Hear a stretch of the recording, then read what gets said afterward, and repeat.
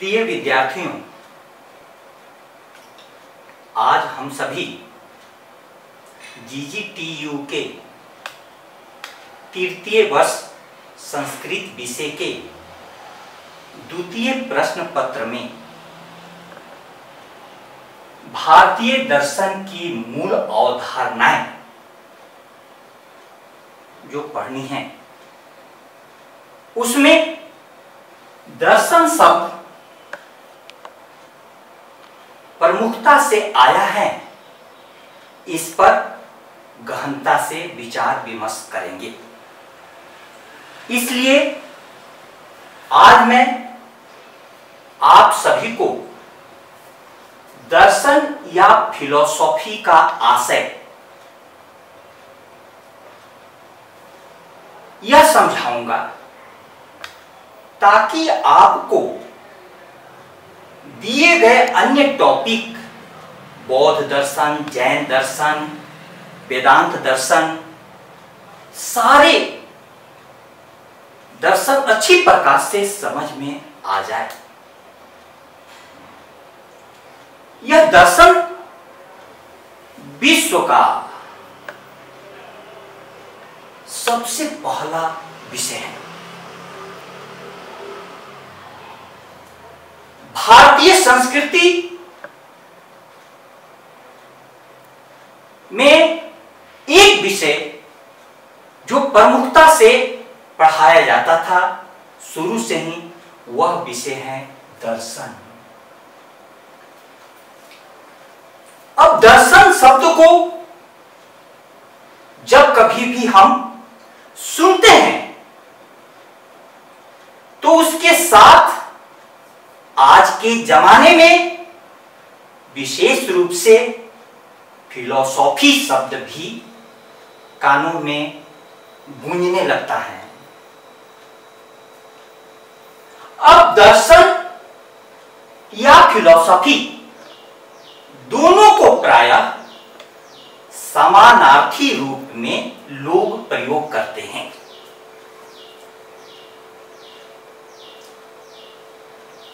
अब फिलॉसफी शब्द से आप समझ पाएंगे कि यह जीवन के सारे आयामों में प्रविष्ट है। Every man is a born philosopher. प्रत्येक व्यक्ति जन्मजात दार्शनिक है। हक्सले साहब कहते थे कि प्रत्येक व्यक्ति दार्शनिक है, बस वो कोई कुशल दार्शनिक है, कोई अकुशल। राम की भी अपनी फिलॉसफी थी, रावण की भी अपनी फिलॉसफी थी। फिलॉसफी हमारे जीवन के सारे आयामों में जुड़ा हुआ है। आज आप जो भी विषय महाविद्यालय, विश्वविद्यालयों में पढ़ाई जाती है, उन विषयों को देखें तो साहित्य का भी दर्शन होता है, विज्ञान का भी दर्शन होता है, राजनीति का भी दर्शन होता है, अर्थशास्त्र का भी दर्शन होता है, राजनीति शास्त्र का भी दर्शन होता है और संगीत शास्त्र का भी दर्शन होता है। इसलिए शिक्षा जगत में जो सबसे बड़ी उपाधि दी जाती है, PhD, का फुल फॉर्म है डॉक्टरेट इन फिलॉसफी। आखिर यह शब्द क्या कहना चाहता है, यह उपाधि क्या कहना चाहती है, इसको हम लोग समझेंगे। सबसे पहले आपको परीक्षा के दृष्टिकोण से जो कुछ चीजें याद करने योग्य हैं, उन महत्वपूर्ण चीजों को मैंने लिख दिया है। शिक्षक का काम विश्वविद्यालय में, स्कूल में टीचर का काम टीचिंग कराना होता है, विश्वविद्यालय और महाविद्यालय में लेक्चर देना होता है। दोनों में एक बेसिक अंतर है। टीचिंग का अर्थ है आपको शब्दशः आद्योपांत पढ़ाया जाए। लेक्चर का मकसद है कि शिक्षक सिर्फ इशारा करेगा और आप सारी बातें समझ जाएं। इसलिए दोनों में सामंजस्य बिठाने हेतु कुछ बातें मैंने लिख दी है और आपको किताबों में पढ़ना होगा। लेकिन बहुत सारी बातें पढ़ाते समय मैं उन शब्दों को, उन परिभाषाओं को समझाने के लिए बोलूंगा जिससे वे आपकी आंखों में चमक उठेंगे। सबसे पहले फिलोसॉफी शब्द को ले लेते हैं। तो यह फिलोस और सोफिया दो शब्दों से बना है। फिलोस का अर्थ है प्रेम या अनुराग, सोफिया का अर्थ है नॉलेज या विद्या। फिलोसोफिया का अर्थ हुआ विद्या के प्रति अनुराग, ज्ञान के प्रति अनुराग। हमारे यहां भी सरस्वती देवी हैं। सोफिया इसी प्रकार से यूनान में ज्ञान की देवी थी। अब विद्या के प्रति अनुराग को फिलोसॉफी कहते हैं। ज्ञान के प्रति अनुराग, मनुष्य कुछ जानना चाहता है। यह जानने की जिज्ञासा उसको परमात्मा ने विशेष रूप से प्रदान किया है। बचपन में स्कूल के दौरान एक कविता हमारे टीचर सुनाया करते थे। उत्सुक होकर शिशु ने पूछा, मां फिर क्या होगा उसके बाद? रवि से उज्जवल, शशि से सुंदर, नौ किसले दल से कोमलतर, वधू तुम्हारी घर आएगी उस विवाह उत्सव के बाद। मां से प्रश्न पूछा बच्चा, तो मां ने जवाब दिया कि तेरी शादी होगी। पल भर मुख पर स्मित रेखा खेल गई, फिर मां ने देखा, किंतु उत्सुक हो फिर पूछा शिशु ने, मां क्या होगा उसके बाद? फिर नभ के नक्षत्र मनोहर स्वर्ग लोक से उतर उतर कर तेरे शिशु बनने को मेरे घर आएंगे उसके बाद। फिर बच्चे पैदा होंगे। मां ने कहा, बच्चे का मनोविज्ञान देखिए, मेरे नए खिलौने लेकर कहीं चले न जाएं वे अपने घर। चिंतित हो उठा किंतु वह फिर पूछा, मां क्या उसके बाद? अब मां का जी उठ चुका था, हर्ष श्रांति में डूब चुका था। बोली, फिर मैं बूढ़ी होकर मर जाऊंगी उसके बाद। यह सुनकर भर आए लोचन, किंतु पूछकर उन्हें उसी क्षण। उत्सुक होकर शिशु ने पूछा, मां फिर क्या होगा उसके बाद? कवि ने बालक को सिखलाया, सुख दुख है पल भर की माया, है अनंत का तत्व प्रश्न यह, फिर क्या होगा उसके बाद? लेकिन बच्चे ने सवाल तो पूछा। जब बच्चा सवाल पूछता हुआ होता है तो दर्शन का बीज पड़ जाता है। हम लोग हमेशा सवाल पूछते हैं, ऐसा क्यों? महामारी क्यों? मृत्यु क्यों? सब पर सवाल। चारों तरफ विस्मय से, जिज्ञासा से, उत्सुकता से व्यक्ति प्रश्न पूछता है, ऐसा क्यों? इसी से दर्शन का जन्म होता है। फिलोसॉफी को मैंने समझा दिया। अब आप भारतीय शब्द दर्शन पर आइए। दर्शन का अर्थ होता है, व्युत्पत्ति का सहारा लिया गया है। दृश्य धातु है, देखने के अर्थ में ल्यूट प्रत्यय होता है तो दर्शनम शब्द बनता है। इसकी दो व्युत्पत्ति मैंने लिखी है, आप देखिए। दृश्यते अनेन, जिसके द्वारा देखा जाता है। आप थोड़ा सा इस व्युत्पत्ति को समझने के लिए एक उदाहरण दूंगा आपको। जब कभी भी जगत को देखना होता है तो हम अपनी दोनों आंखें खोलते हैं, तब जगत दिखाई देता है। लेकिन वही व्यक्ति जब मंदिर में जाता है, जगत के इस जगदीश को देखना होता है, तो दोनों आंखें बंद कर लेता है। दोनों आंखों से दिखाई दे वह जगत, दोनों आंखें बंद करने के बाद भी जो दिखाई दे वह जगदीश। खुले नयन से सपने देखो, बंद नयन से अपने। सपने तो रहते हैं बाहर, भीतर रहते अपने। इसीलिए भारतीय संस्कृति का अनूठा शब्द है स्वाध्याय। स्वयं का अध्ययन सबसे पहले हम लोग स्वयं का भी अध्ययन करते हैं। इसीलिए दर्शन का दूसरी व्युत्पत्ति जो है दृश्यते या तत्, जिसके द्वारा देखा जाता है, जो दिखाई दे और जिसके द्वारा। यदि आंखें जॉन्डिस रोग से पीड़ित हो तो सफेद पुष्प भी पीला दिखाई देता है, या आकाश आपकी आंखों पर लाल चश्मा हो तो लाल दिखाई देगा, पीला हो तो पीला दिखाई देगा, ब्लू चश्मा हो तो ब्लू दिखाई देगा। इसीलिए यह जो दर्शन की बात है, ये इस विशेष अर्थ में है कि हम किसी भी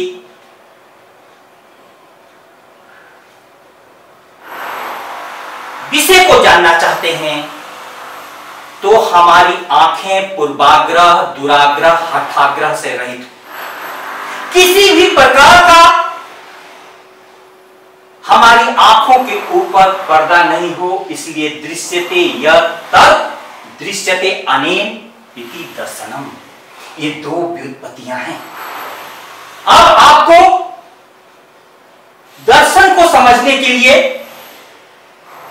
थोड़ा सा और कुछ परिभाषाओं पर गौर फरमाना होगा। फिक्टे साहब की परिभाषा मैंने ली है। उन्होंने कहा है philosophy is the science of knowledge. Western में फिलोसॉफी शब्द था। उन्होंने कहा कि साइंस ऑफ नॉलेज, ज्ञान का विज्ञान है फिलोसॉफी, ज्ञान का विज्ञान। ज्ञान का भी विज्ञान होता है। विज्ञान माने किसी भी बात को देखकर प्रश्न उठाना, उसकी खोजबीन करना और उसका एक्सपेरिमेंट करना, तब मानना। इसलिए philosophy is the science of knowledge. ठीक है साहब। दूसरी परिभाषा है कांट की, philosophy is the science and criticism of cognition, यानी ज्ञान का विज्ञान भी है और आलोचनात्मक है। इसको सरल भाषा में मैं समझाने की कोशिश करूं तो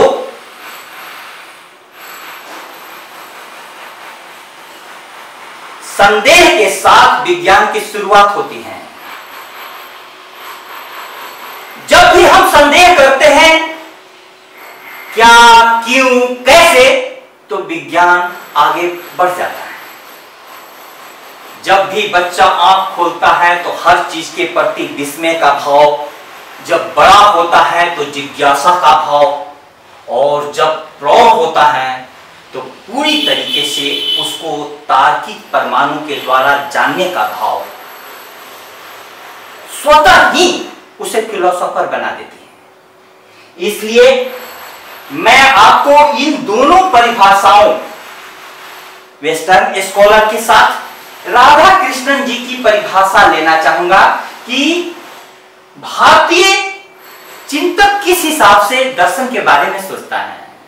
वे कहते हैं दर्शन वास्तविकता के स्वरूप का तार्किक विवेचन है। फिर से एक बार देखें, दर्शन वास्तविकता के स्वरूप का तार्किक विवेचन है। अब वास्तविकता का स्वरूप क्या हुआ? किसी भी चीज को उसके एक्चुअल रूप में देख लेना, वो वास्तविक स्वरूप हुआ। लोग आज यथातथ रूप में नहीं देख पा रहे हैं। इसीलिए यह आरोप लगाया जाता है कि बहुत छोटी छोटी बातों पर अफवाहें फैल जाती हैं, उन्माद फैलाया जा रहा है, क्योंकि यथातथ देखने की क्षमता हमने खो दी अधिकतर लोगों ने। इसलिए अंधविश्वास बढ़ता जा रहा है। इसलिए वास्तविकता के स्वरूप को सबसे पहले देखना। कबीर साहब बोलते हैं, लिखा लिखी की है नहीं, देखा देखी की बात। दुल्हा दुल्हन मिल गए, फीकी परी बारात। लिखा लिखी की है नहीं, कोई किताबों से पढ़ करके मैंने नहीं जाना है। अब सूर्य के बारे में जानना है तो तुम सुबह उठो, तुम्हें पता चल जाएगा कि सूर्य क्या है। इसको किताबों से पढ़ने की जरूरत नहीं है। पेड़ों के बारे में जानना है, पेड़ों के पास जाओ, तुमको पता चल जाएगा। लेकिन आज स्थिति तो ये हो गई है जगत को देखने की कि एक व्यक्ति का फोन आया घर में, उसने पूछा कि अपने दोस्त समीर से कि तुम्हें मालूम चला कि पड़ोसी के घर में आग लग गई है तुम्हारे। उसने कहा कि नहीं, मैं पेपर देख रहा था, पेपर में तो आया नहीं। बोला कि अरे पागल, पड़ोसी के बारे में जानकारी के लिए तू पेपर में देखेगा। तो लिखा लिखी की है नहीं, देखा देखी की बात। कबीर साहब के इस परिप्रेक्ष्य में, उनके कहने के दृष्टिकोण में आप वास्तविकता के स्वरूप का, तो एक तो वास्तविकता के स्वरूप को देखना और उसको भी प्रस्तुति के समय में तार्किक विवेचन, यह है दर्शन, यह है दर्शन। इसीलिए मैं कह रहा हूं, एक छोटी सी कहानी से आपको समझा दूं। प्रसिद्ध कहानी है, जैन ग्रंथों में आई है कि एक हाथी को 5 अंधों ने भिन्न भिन्न जगहों से पकड़ा।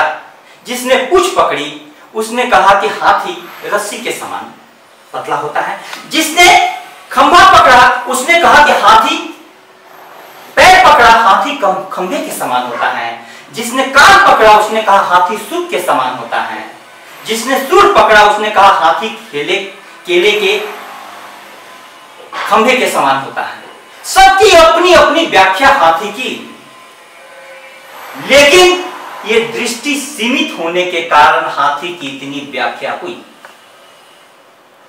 एक आंख वाला आया, उसने कहा कि भाई तुम्हारे बताए अनुसार हाथी किसी के भी अनुसार पूरा सही नहीं है, लेकिन तुम सबने एक पक्ष की को पकड़ा, इसीलिए एकांगी व्याख्या आई।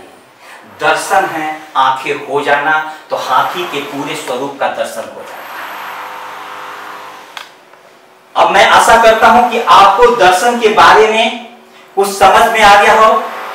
तो अब मैं आपको यह कहना चाहता हूं कि दर्शन के लिए हमारे खास करके भारतीय संस्कृति में यह देखा गया कि परमात्मा को देखने के लिए आंखें विशेष चाहिए। आत्मा वा अरे द्रष्टव्यो मंतव्यो ध्यातव्यो वा। हमने सबसे ज्यादा आत्मा पर, तो हमारा शरीर है यह दिखाई दे रहा है, मन दिखाई नहीं देता है, लेकिन हम वह भी देख लेते हैं, इसीलिए मानव शब्द का प्रयोग किया। लेकिन आत्मा हमारे लिए खोज का विषय है दर्शन में, इसीलिए हमारी संस्कृति को आध्यात्मिक संस्कृति कहा गया और हमारा दर्शन आध्यात्मिक दर्शन है। आपको इसके बाद कुछ प्रश्न हो तो आप पूछेंगे, क्योंकि आगे हम दर्शन को समझाने के लिए कुछ आधार बिंदुओं की चर्चा करेंगे। आपके प्रश्न से अब कुछ बातें और उभर करके आएंगी, उसका स्वागत है। आप अपने प्रश्न रख सकते हैं। धन्यवाद।